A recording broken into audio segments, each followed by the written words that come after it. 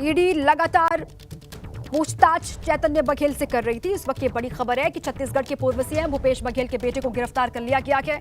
भूपेश बघेल ने एक्स पर पोस्ट करके ये जानकारी साझा की है। उन्होंने लिखा कि आज विधानसभा सत्र का आखिरी दिन है। भिलाई निवास पर आई ईडी और वहां से चैतन्य बघेल को गिरफ्तार कर लिया गया है। ये जानकारी साझा की गई है भूपेश बघेल की तरफ से। मनोज वर्मा मेरे साथी इसी पर और जानकारियों के साथ जुड़ चुके हैं। मनोज, ये पूरा मामला है क्या और किस मामले में गिरफ्तारी हुई है चैतन्य बघेल की, पूरी जानकारी मनोज। जी बिल्कुल, देखिए आपको बताना चाहूंगा, शराब घोटाले से जुड़ा ये मामला है। जब सुबह ईडी की टीम ने करीब 6:30 बजे यहाँ पर रेड शुरू की थी, तो चैतन्य बघेल है भिलाई के आवास पर, उनके घर पर ईडी की जो टीम थी वो सीआरपीएफ के साथ वहां पर पहुंची थी और रेड शुरू की गई थी। ये जो कार्रवाई है वो शराब घोटाले और उससे जुड़ी आर्थिक गड़बड़ियों की एक जांच ईडी की टीम कर रही थी, उसमें ये जो छापेमारी की गई थी। और उसके बाद जो अभी हमें जानकारी मिल रही है उसके मुताबिक चैतन्य बघेल को जो है वो ईडी ने अरेस्ट कर लिया है। अब उसको अदालत में पेश किया जाएगा। अब ये देखना होगा। ठीक है, शुक्रिया मनोज आपका इस पूरी जानकारी के लिए। अब आइए आपको सीधे बिहार ले चले। पीएम मोदी संबोधित कर रहे हैं जनसभा को, आपको सुनवाते। धरती है, इस धरती ने इतिहास बनाया है। आजादी के आंदोलन के समय में इस धरती ने गांधी जी को नई दिशा दिखाई। अब इसी धरती की प्रेरणा बिहार का नया भविष्य भी बनाएगी। आज यहां से 7,000 करोड़ रुपए से ज्यादा की परियोजनाओं का उद्घाटन और शिलान्यास हुआ है। मैं आप सभी को और सभी बिहार वासियों को इन विकास परियोजनाओं की बहुत बहुत बधाई देता हूं। यहां एक नौजवान पूरा राम मंदिर बना करके ले आया है। क्या भव्य काम किया है। मुझे लगता है वो मुझे भेंट करना चाहते हैं।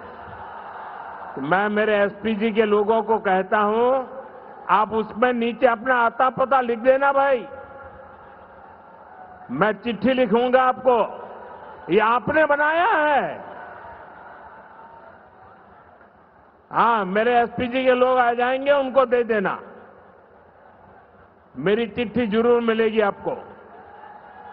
मैं आपका बहुत आभारी हूं कि सीता माता का जहां स्मरण नित्य होता है, वहां आप मुझे अयोध्या की भव्य मंदिर की कलाकृति दे रहे हैं। मैं आपका बहुत आभारी हूं नौजवान साथियों। 21वीं सदी में दुनिया बहुत तेजी से आगे बढ़ रही है।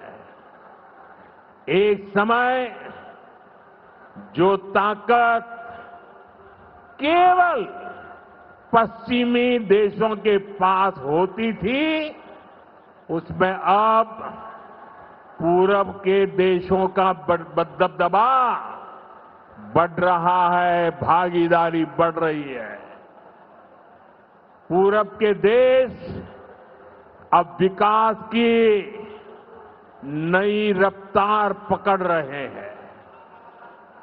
जैसे दुनिया में पूर्वी देश विकास की दौड़ में आगे जा रहे हैं, वैसे ही भारत में ये दौड़ हमारे पूर्वी राज्यों का है। हमारा संकल्प है आने वाले समय में जैसे पश्चिमी भारत में मुंबई है, वैसे ही पूरब में मोतीहारी का नाम हो। जैसे अवसर गुरुग्राम में है, वैसे ही अवसर गया जी में भी बने। पुणे की तरह पटना भी, वहां भी औद्योगिक विकास हो। सूरत की तरह ही संथाल परगना का भी विकास हो।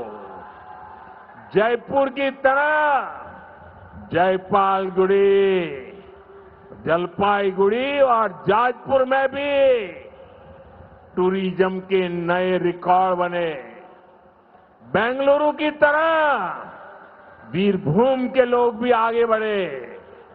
भाइयों बहनों, पूर्वी भारत को आगे बढ़ाने के लिए हमें बिहार को विकसित बिहार बनाना है। आज बिहार में इतनी तेजी से काम इसलिए हो रहा है क्योंकि केंद्र और राज्य में बिहार के लिए काम करने वाली सरकार है। मैं आपको एक आंकड़ा देता हूं। जब केंद्र में कांग्रेस और आरजेडी की सरकार थी तो यूपीए के 10 साल में बिहार को सिर्फ 2 लाख करोड़ रुपए के आसपास मिले। 10 साल में 2 लाख करोड़ के आसपास। यानी नीतीश जी की सरकार से ये लोग बदला ले रहे थे, बिहार से बदला ले रहे थे। 2014 में केंद्र में आपने मुझे सेवा करने का अवसर दिया। केंद्र में आने के बाद मैंने बिहार से बदला लेने वाली उस पुरानी राजनीति को भी समाप्त कर दिया।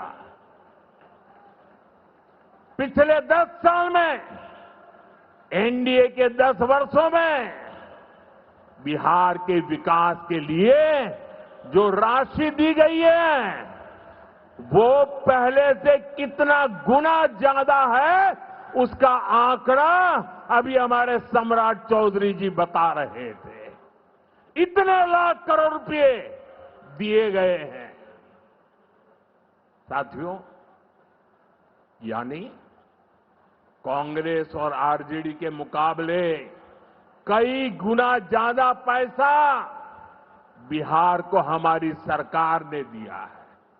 ये पैसा बिहार में जन कल्याण के काम आ रहा है। ये पैसा विकास परियोजनाओं में काम आ रहा है। साथियों, आज की पीढ़ी को जानना जरूरी है कि बिहार 2 दशक पहले किस तरह हताशा में डूबा हुआ था। आरजेडी और कांग्रेस के राज में विकास पर ब्रेक था। गरीब का पैसा गरीब तक पहुंचना असंभव था। जो शासन में थे उनमें बस यही सोच थी कि कैसे गरीब के हक का पैसा लूट ले।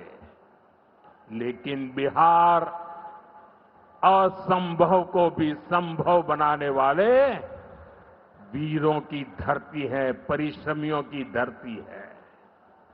आप लोगों ने इस धरती को आरजेडी और कांग्रेस की बेड़ियों से मुक्त किया, असंभव को संभव बनाया। उसी का परिणाम है आज बिहार में गरीब कल्याण की योजनाएं सीधे गरीबों तक पहुंच रही है। पिछले 11 वर्षों में पीएम आवास योजना के तहत देश में गरीबों के लिए 4 करोड़ से ज्यादा घर बनाए गए हैं। इनमें से करीब 60 लाख घर अकेले बिहार में गरीबों के लिए बनाए गए हैं।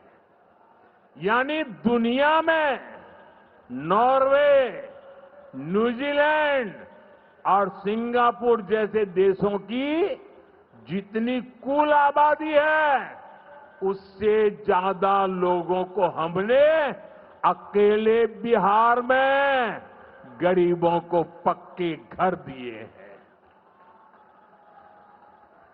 बिहार से आगे जाके मैं बताता हूं, हमारे अकेले मोतिहारी जिले में ही 3 लाख के करीब हमारे गरीब परिवारों को पक्के घर मिले और ये गिनती लगातार तेजी से आगे बढ़ रही है। आज भी यहां 12,000 से ज्यादा परिवारों को अपने पक्के घर में गृह प्रवेश का सौभाग्य मिला है। 40,000 से ज्यादा गरीबों को अपना पक्का घर बनाने के लिए बैंक में उनके खाते में सीधे पैसे भेजे गए हैं। इसमें से ज्यादातर लोग मेरे दलित भाई बहन हैं, मेरे महादलित भाई बहन हैं, मेरे पिछड़े परिवारों के भाई बहन हैं। आप भी जानते हैं आरजेडी और कांग्रेस के राज में गरीब को ऐसे पक्के घर मिलना असंभव था।